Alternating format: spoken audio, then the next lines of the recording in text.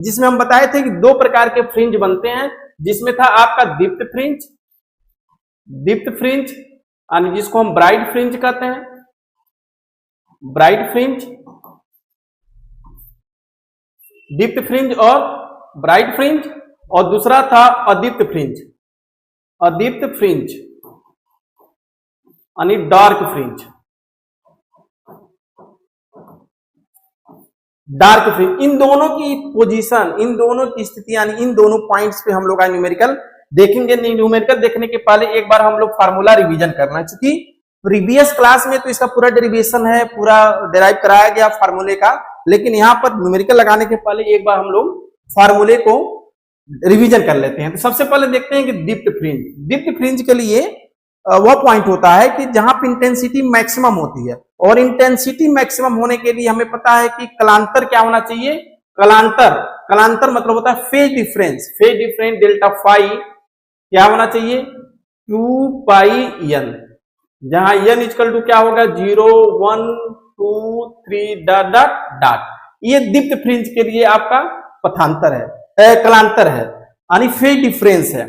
अगर इसी का हम पथांतर निकालें तो आप पढ़ें डेल्टा फाई इक्वल टू क्या होता है 2 pi upon lambda into delta x, या डेल्टा यक्स इक्वल टू लिख सकते हैं क्या lambda upon 2 pi into delta phi.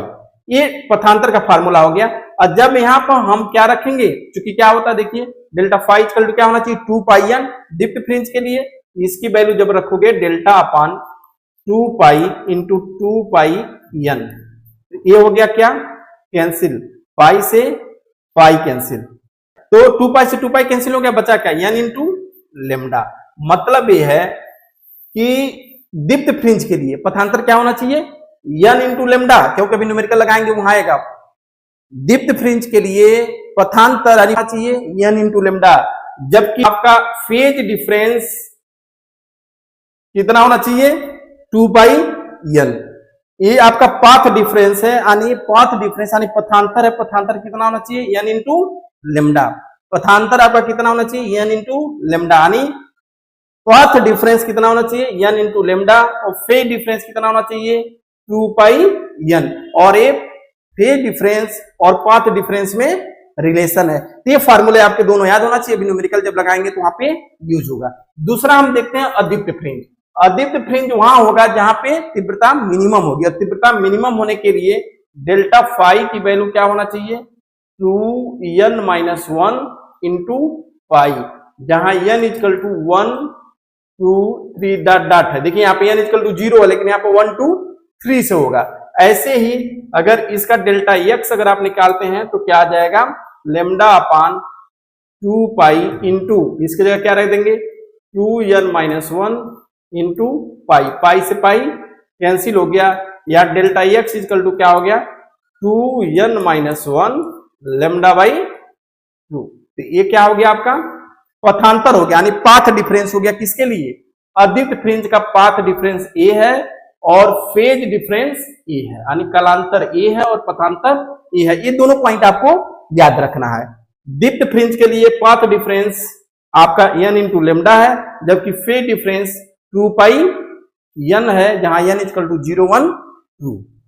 इसके बाद हम लोग देखते हैं फ्रिंजों की स्थिति, फ्रिंजों की स्थिति, फ्रिंजों की स्थिति के लिए फॉर्मूला है y n equal to n into D lambda upon small d, जहां कैपिटल D जो है वो स्लिट और पर्दे के बीच की दूरी है, स्मॉल d दोनों स्लिटों के बीच की दूरी है, लेमडा आपका जो प्रयुक्त किया गया यानी जो यूज किया गया लाइट का वेवलेंथ है, और n है नंबर ऑफ फ्रिंज। अब इसमें हम लोग दीप्त फ्रिंज के लिए अगर हम देखते हैं तो दीप्त फ्रिंज के लिए y की वैल्यू क्या हो जाएगी d लेमडा अपान d, यानी n d लेमडा अपान d। और अदीप्त के लिए क्या हो जाएगा, अदीप्त के लिए आप सीधे रख देंगे, क्या रख देंगे अदीप्त के लिए आपका हो जाएगा 2n माइनस 1 d लेमडा अपान 2d। तो यह अदीप्त फ्रिंज की कंडीशन है yn इक्वल टू, और यह दीप्त फ्रिंज की स्थिति है, यानी n इक्वल टू 1 रखेंगे तो प्रथम दीप्त फ्रिंज होगा, यहाँ n इक्वल टू 1 रखेंगे तो द्वितीय दीप्त फ्रिंज प्रथम अदीप्त फ्रिंज होगा। तीसरा अदीप्त फ्रिंज अगर पूछता है तो n इक्वल टू 3 रखिए। तीसरा अदीप्त फ्रिंज पूछता है तो n इक्वल टू 3 रखिए। तो ये दीप्त फ्रिंज और अदीप्त फ्रिंजों की स्थिति हो गई।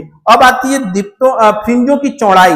दीप्त फ्रिंज हो या अदीप्त फ्रिंज हो, दोनों के लिए जो चौड़ाई होता है उसको W भी लिख सकते हैं, बीटा भी लिख सकते हैं। उसकी वैल्यू सीधे सीधे क्या होता है, डी लेमडा अपान डी। क्या होता है, डी लेमडा अपान डी। ये फ्रिंजों की चौड़ाई है। एक चीज और आता है, कोड़ी चौड़ाई। कोड़ी चौड़ाई को आप थीटा लिख सकते हैं। थीटा इक्वल टू होता है lambda upon D. Theta equal to lambda upon D.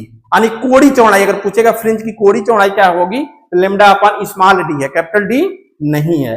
अब यहाँ पे एक चीज और वही क्वेश्चन पूछ देता है कि अगर मान लीजिए कि लाइट की रे जो चल रही है उसमें टी थिकनेस का कोई क्या रख दिया जाए, टी थिकनेस का अगर कोई ग्लास रख दिया जाए तो उस स्थिति में उसकी स्थिति क्या हो जाएगी, तो वाई एन इक्वल टू उसको लिख सकते हैं D upon D mu minus 1 into T. ये कंडीशन हो जाएगी। हालांकि इस पे न्यूमेरिकल आपके बहुत कम आए हुए हैं, मेन आपके न्यूमेरिकल इसी पे। तो ये सारे फार्मूले आप याद कर सकते हैं, ठीक है। D upon D mu minus 1 into T, ठीक है। वो पोजीशन डिस्प्लेस हो जाएगा, इतना दीप्त फ्रिंज डिस्प्लेस हो जाएगा अगर हम टी थिकनेस का कोई ग्लास, अगर लाइट जैसे मान लीजिए ए मतलब हो गया, ये पर्दा है और यहाँ से लाइट जा रही है और इसमें हमने टी थिकनेस का कोई ट्रांसपेरेंट ऑब्जेक्ट रखना है, यानी ग्लास ही रख दिया जाए, तो ये दीप्त फ्रिंज होगा वो डिस्प्लेसमेंट हो जाएगा। कितना हो जाएगा, D upon D mu minus 1 into D. ये आपका डिस्प्लेसमेंट हो जाएगा, ठीक है। अब इसके बेस पे हम लोग जितने न्यूमेरिकल है उस न्यूमेरिकल को